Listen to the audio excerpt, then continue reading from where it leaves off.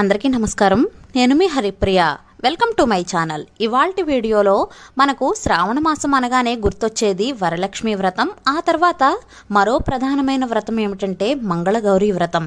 ఈ మంగళగౌరి వ్రతాన్నే శ్రావణ మంగళవార వ్రతం అని, మంగళగౌరి నోము అని కూడా అంటారు.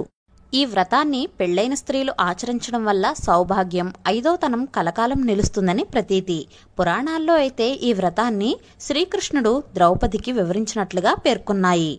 శ్రావణ మాసంలో ప్రతి మంగళవారం కొత్తగా పెళ్లైన స్త్రీలు మాంగళ్యానికి అధిదేవత అయిన గౌరీదేవిని భక్తి శ్రద్ధలతో ఆరాధిస్తారు.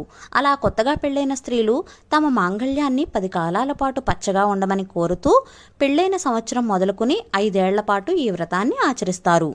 శ్రావణ మాసంలో ఎన్ని మంగళవారాలు వస్తాయో అన్ని మంగళవారాలు కూడా ఈ వ్రతాన్ని చేయాలండి. ఒక్కొక్కసారి శ్రావణ మాసంలో 5 మంగళవారాలు వస్తాయి కదా, 5 మంగళవారాలు కూడా ఈ వ్రతాన్ని చేసుకోవాలి.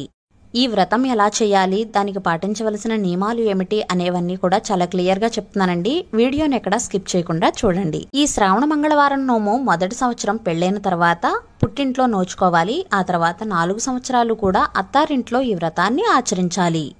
1 సంవత్సరం చేసి మధ్యలో ఏదైనా కారణాల వల్ల ఆపేస్తే ఆపై నెక్స్ట్ ఇయర్ నుంచి మనం కంటిన్యూ చేసుకోవచ్చు. ఈ వ్రతాన్ని చేయడం వల్ల భోగభాగ్యాలే కాకుండా దీర్ఘసుమంగళి భాగ్యం కూడా సొంతమవుతుందని పురాణాలు పేర్కొన్నాయి. అందువలన పరమశివుడు కూడా మంగళగౌరిని ఆరాధించి త్రిపురాసుర సంహారం చేశాడని ప్రతీతి. ఈ శ్రావణ మంగళగౌరి వ్రతానికి కావలసింది పచ్చి చలిమిడితో చేసిన దీపం అండి. ఇది కంపల్సరీగా పచ్చి చలిమిడి చేసుకుని మనం దీపం వెలిగించాలి. పచ్చి చలివిడి అంటే బియ్యం నానపెట్టి పిండి చేసి బెల్లం, పచ్చి కొబ్బరి తురుమును మిక్సీ చేసి ఆ మిశ్రమాన్ని ఇంకా అంటే బెల్లం మిశ్రమాన్ని బియ్యపిండి మిశ్రమాన్ని బాగా కలిపితే అది పచ్చి చలివిడి తయారవుతుందండి. లేదా ఇప్పుడు నేను చూపించే ప్రాసెస్లో కూడా చలివిడిని తయారు చేసుకోవచ్చు. వరిపిండిని తీసుకుని దానిలో బెల్లం, 2 యాలుకలు, కొద్దిగా పాలును కానీ మంచినీటిని కానీ కలిపి ముద్ద చేస్తే చలివిడి రెడీ అవుతుంది. ఇప్పుడు మనం తయారు చేసుకున్న పచ్చి చలిమిడి తీసుకుని ఆ పచ్చి చలిమిడి ముద్దను మోరీలు తయారు చేసుకోవాలి. మోరీలు అంటే ఇప్పుడు మొదటి సంవత్సరం చేసుకుంటే కనుక ఈ మోరీలను గుండ్రంగా 5 ఉండలు, పొడుగ్గా 5 ఉండలు తయారు చేసుకోవాలి. ఈ గుండ్రంవి పొడుగువి కలిపి వీటిని మోరీలు అంటారు.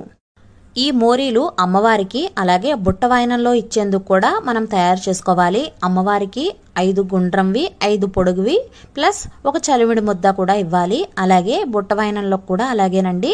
అంటే 10 గుండ్రంవి 10 పొడుగువి తయారు చేసుకోవాలన్నమాట. అర్థమైందని అనుకుంటున్నాను. ఈ మోరీలు ప్రతి సంవత్సరం కూడా పెరుగుతాయి. ఇప్పుడు 5 చేసుకున్నాం కదా, అవి 5 ఇవి 5ను నెక్స్ట్ ఇయర్ 2వ సంవత్సరంకి ఇవి 10 అవి 10 చేసుకోవాలి. అంటే సంవత్సరం పెరిగే కొద్దీ కూడా ఇవి కూడా పెరుగుతాయి. పచ్చి చలిమిడి సిద్ధం చేసుకున్న తర్వాత తోరాలు కట్టుకోవాలి. తోరాలు 5 కానీ 9 కానీ దారం పోచలు తీసుకుని దానికి తడి పొడి లేకుండా పసుపు రాసుకోవాలి. వాటికి పువ్వులు ఆకులు కట్టుకోవాలి. అవి కూడా 9 ముడులు వేస్తూ మనం కట్టుకోవాలి. ఇవి కూడా 4 తోరాలు అయితే రెడీ చేసుకోవాలండి. 4 తోరాలు ఎవరెవరికంటే 1 గౌరీదేవికి, 2వది మనకు అంటే పూజ ఎవరు చేసుకుంటున్నారో వాళ్లకు, 3వది బుట్ట వాయనంలో పెట్టి ఇచ్చేందుకు 1 తోరం, 4వది మనం గరిటకు కట్టాలి.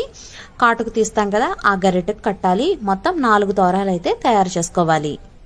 ఆ తర్వాత 2 పసుపు ముద్దలు తయారు చేసుకోవాలి. 1 గణపతికి, 2వది గౌరీదేవి కోసం. ముందు 1 పసుపు ముద్దను తయారు చేసుకుని 1 కుంకుమ బొట్టు పెడితే కనుక అది గణపతి అవుతుందండి. 2వ పసుపు ముద్ద తీసుకుని తయారు చేసుకున్న తర్వాత 3 కానీ 4 కానీ కుంకుమ బొట్లు చుట్టూ పెడితే కనుక అది గౌరీదేవి అవుతుంది. డిఫరెన్స్ తెలిసింది కదండి. 1 తమలపాకుపై గణపతిని, మరొక తమలపాకుపై గౌరీదేవిని ప్రతిష్ఠించుకోవాలి. మీ దగ్గర రాతి గౌరీదేవి ఉంటే ఆ గౌరీదేవికే పూజ చేసుకోవచ్చు. ముందుగా పీఠం ఏర్పాటు చేసుకుని పిండి ముగ్గులు పెట్టుకుని శివపార్వతుల చిత్రపటాన్ని కానీ లలితాదేవి చిత్రపటాన్ని కానీ పెట్టుకోవాలి. ఆ తర్వాత పసుపు గౌరీదేవిని, పసుపు వినాయకుణ్ణి కూడా ప్రతిష్ఠించుకోవాలి. ముందుగా దీపారాధన చేసి దీపానికి నమస్కారం చేసుకోవాలి. ఆచమనం చేసి సంకల్పం చెప్పుకొని గణపతి పూజను ప్రారంభించాలి. గణపతిని షోడశోపచారాలతో పూజించాలి. ధ్యానం, ఆవాహనం, ఆసనం, పాద్యం, అర్ఘ్యం, స్నానం, వస్త్రం, యజ్ఞోపవీతం, గంధం, అక్షింతలు, పుష్పం ఇవన్నీ సమర్పించిన తర్వాత గణపతివి 16 నామాలు ఉంటాయి. అవి చదువుకుని ధూపం దీపం కూడా చూపించి నైవేద్యంగా చిన్న బెల్లం ముక్కను కానీ అరటిపళ్ళను కానీ నైవేద్యంగా పెట్టి మంగళహారతిని సమర్పించాలి. అక్షింతల చేత్తో పట్టుకుని మంత్రపుష్పం చదువుకుని ఆత్మ ప్రదక్షిణ చేసి నమస్కారం చేసుకోవాలి. గణపతి దగ్గర ఉన్న అక్షింతలు పూలు తీసుకుని కళ్ళకద్దుకుని తలపై వేసుకోవాలి.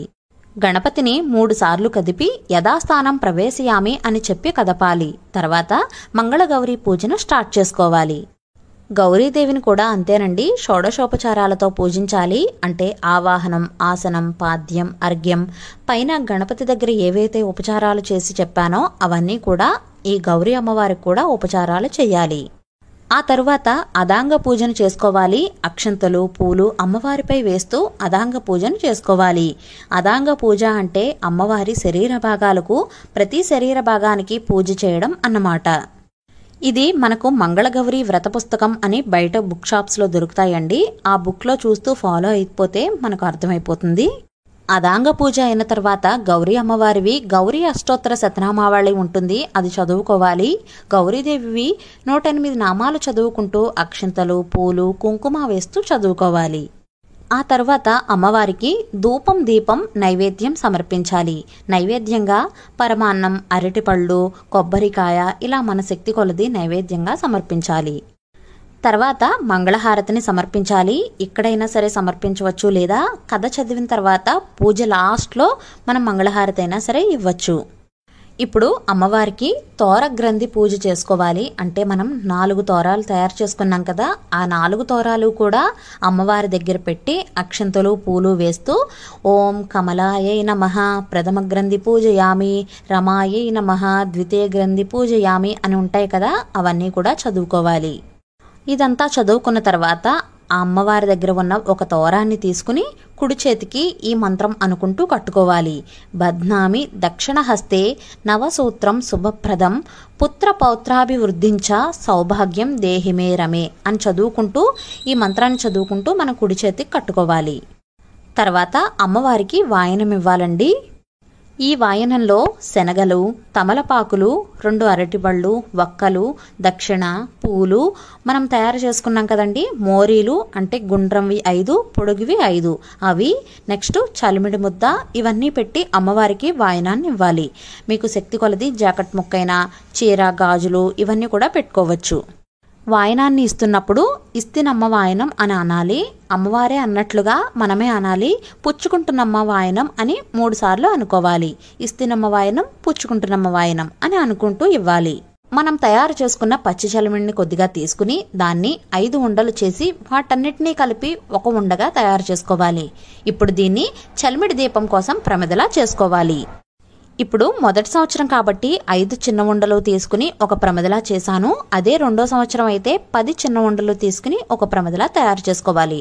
ఒక్కొక్కరు 5 ప్రమిదలు కూడా పెట్టి చేసుకుంటూ ఉంటారు. అలా అయినా చేసుకోవచ్చు, లేకపోతే ఈ విధంగా అయినా సరే చేసుకోవచ్చు. దీనిలో ఆవు నెయ్యి మాత్రమే వేసుకోవాలి.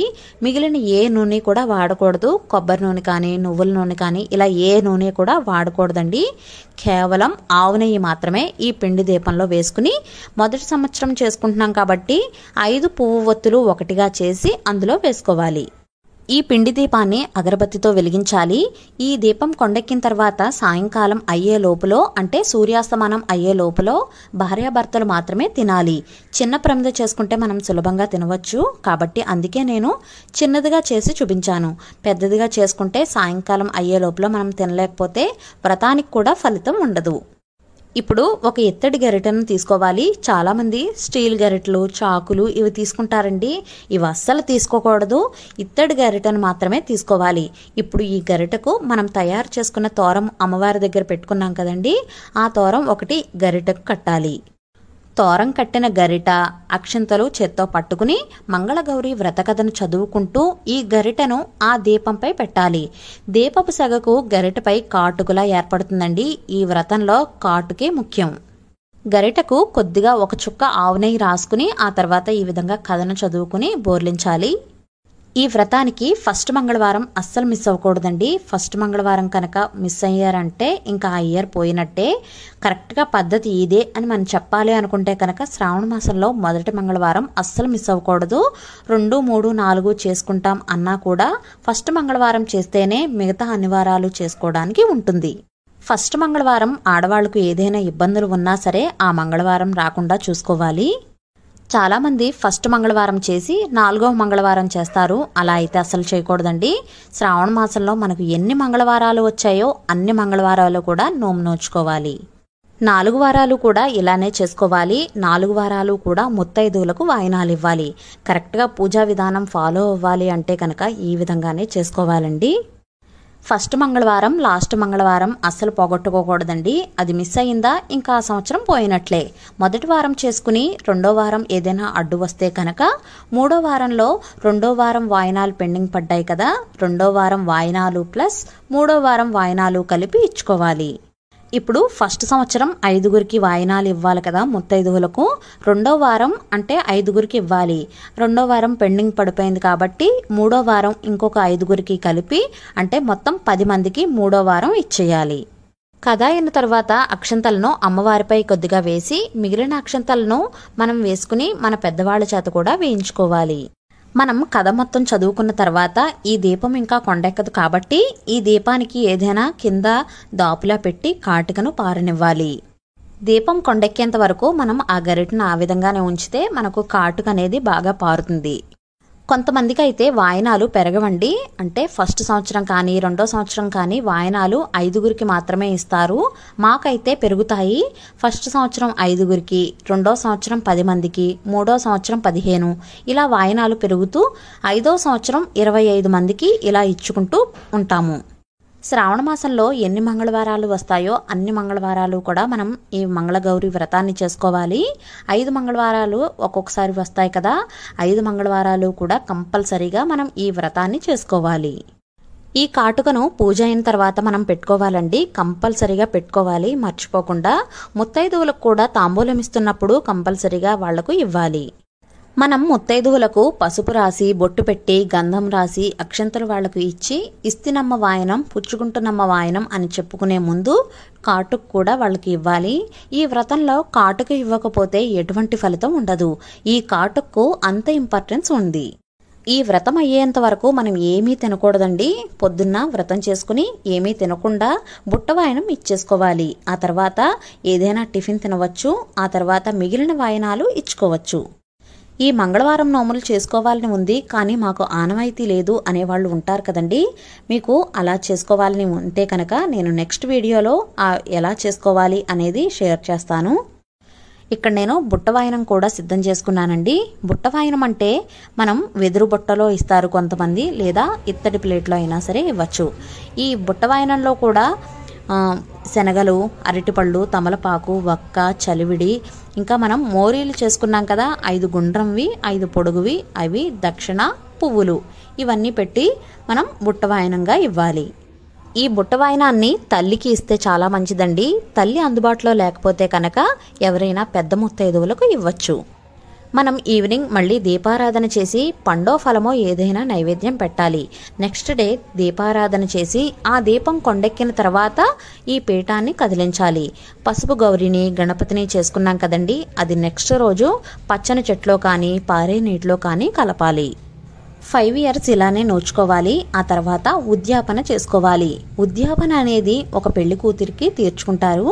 మన ఇంట్లో మన కూతురి పెళ్లిలో కానీ మనకు ఆడపిల్ల లేకపోతే ఎవరైనా పెళ్లి కూతురికి ఉద్యాపన చేసుకోవాలి. పెళ్లి కూతురికి ఉద్యాపన కోసం నేతి అరిసెలను వండాలి. నేతి అరిసెలు కూడా 11 కానీ కొంతమంది 22 అరిసెలు ఇలా ఒక్క ఇంటి ఆచారం బట్టి పెడుతూ ఉంటారండి. ఆ అరిసెలను ఒక కొత్త ఇత్తడి గిన్నెలో వేసి ఒక జాకెట్ ముక్కను వాసనలా కట్టి ఇవ్వాలి. ఇత్తడి గిన్నెకు వాసన కట్టిన అరిసెలు, మంగళసూత్రం, మెట్టెలు, నల్ల పూసలు, చీర, జాకెట్ ముక్క, తాంబూలం ఇవన్నీ కూడా కొత్త పెళ్లి కూతురికి వాయనంగా ఇవ్వాలి. దీంతో ఉద్యాపన పూర్తవుతుంది. వీడియో చాలా లెంగ్తీగా ఉండొచ్చు కానీ చాలా డీటెయిల్డ్ ఇన్ఫర్మేషన్ అయితే ఇచ్చానండి. వీడియోలో మంగళగౌరి వ్రతం గురించి మీకు ఏదైనా డౌట్స్ ఉంటే నన్ను కామెంట్ సెక్షన్లో అడగండి, తప్పకుండా రిప్లై ఇస్తాను. వీడియోను ఇంతవరకు చూసినందుకు చాలా చాలా ధన్యవాదాలండి. ఆనవాయితీ లేని వాళ్ళు ఎలా చేసుకోవాలి అనేది నేను నెక్స్ట్ వీడియోలో షేర్ చేస్తాను. ఆ మంగళగౌరి అమ్మవారి ఆశీస్సులు మనందరిపైన ఉండాలని మనస్ఫూర్తిగా కోరుకుంటూ, వీడియో నచ్చితే please like, share, subscribe to my channel. మరో సరికొత్త వీడియోతో మళ్ళీ కలుస్తాను. నేను మీ హరిప్రియ.